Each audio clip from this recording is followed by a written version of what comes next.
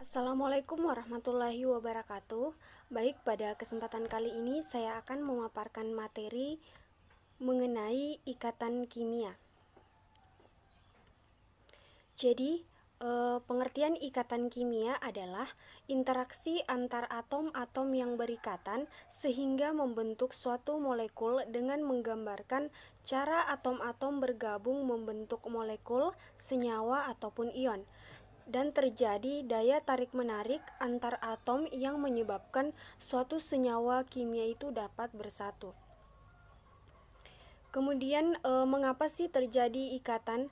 Jadi ikatan itu terjadi karena adanya interaksi elektron antar atom yang satu dengan yang lain, sehingga terbentuk suatu molekul, senyawa, ataupun gugus atom. Kemudian, peranan elektron dalam ikatan. Jadi, elektron valensi itu berperan pada pembentukan ikatan antar atom dalam membentuk suatu senyawa, sehingga sifat kimia unsur banyak ditentukan oleh elektron valensinya. Yang pertama, peranan elektron dalam ikatan yang pertama adalah melepas elektron. Yang kedua, menangkap elektron. Jadi, untuk melepas elektron, kecenderungan melepaskan elektron terjadi pada suatu logam yang mempunyai energi ionisasi relatif kecil. Kemudian, atom unsur logam cenderung melepas elektron valensi. Jadi, atom melepaskan elektron agar elektron valensi jadi 8 atau oktet atau menjadi 2 atau duplet. Kemudian yang kedua, menangkap elektron. Jadi, pencapaian kestabilan dengan menangkap elektron dilakukan oleh unsur non-logam. Kemudian atom-atom itu menyerap atau mengikat elektron agar memiliki elektron valensi 8 ataupun 2. Kemudian ada beberapa macam ikatan kimia berdasarkan cara atom dari berbagai unsur untuk mencapai kestabilan. Yang pertama ada ikatan ion, yang kedua ikatan kovalen. Ikatan ion ini terjadi antar unsur logam dan non-logam dengan cara serah terima elektron, sehingga terjadi ion positif dan negatif yang berikatan dengan gaya elektrostatis.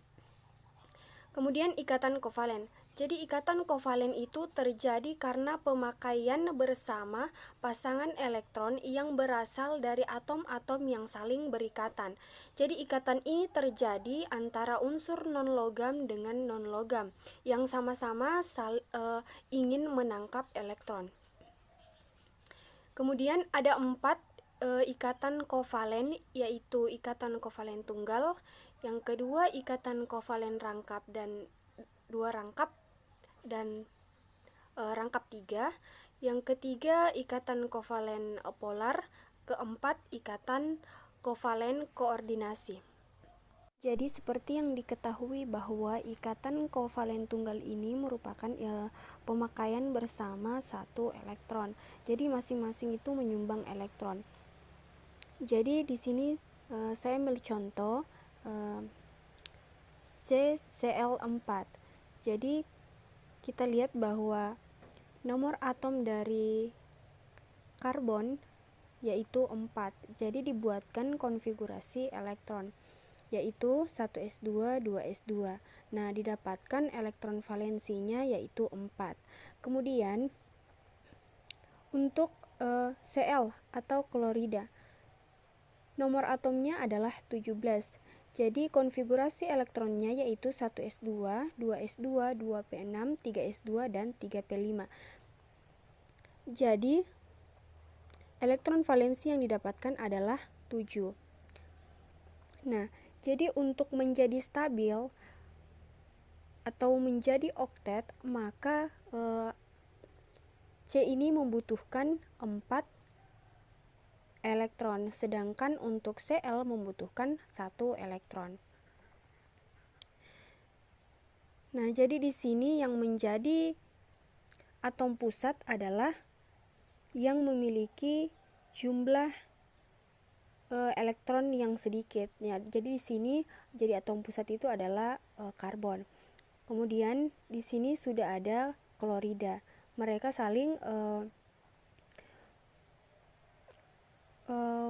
menyumbang 1 elektron.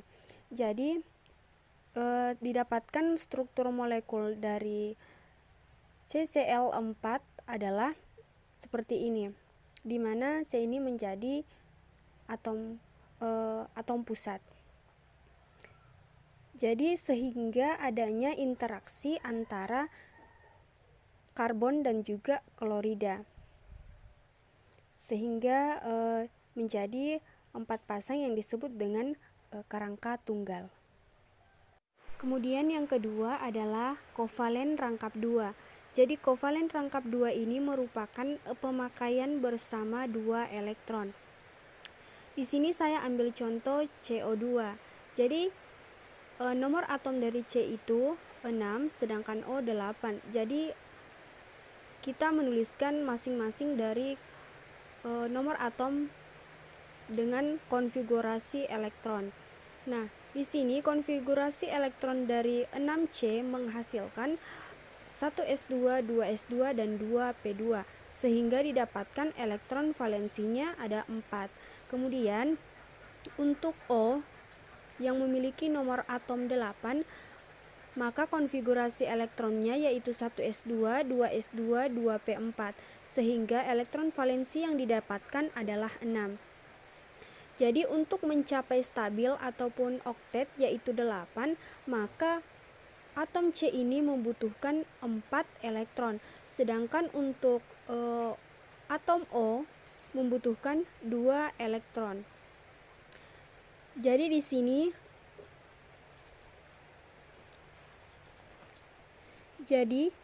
sini C menyumbang 2, yaitu ini dan ini. Kemudian O juga menyumbang 2.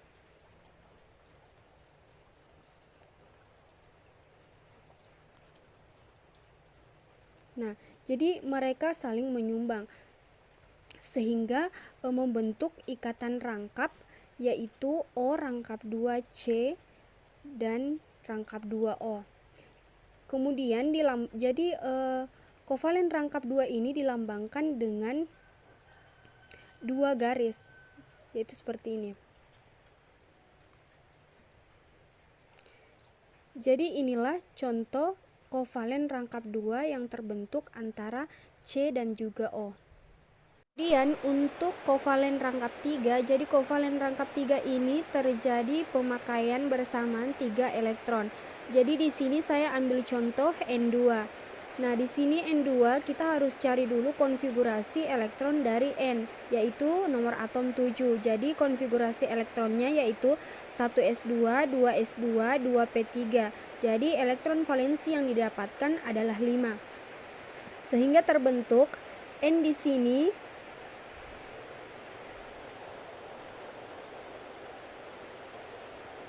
kiri dan kanan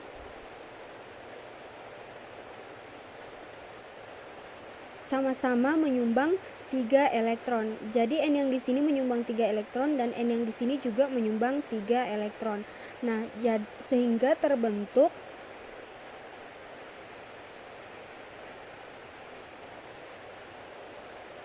N rangkap 3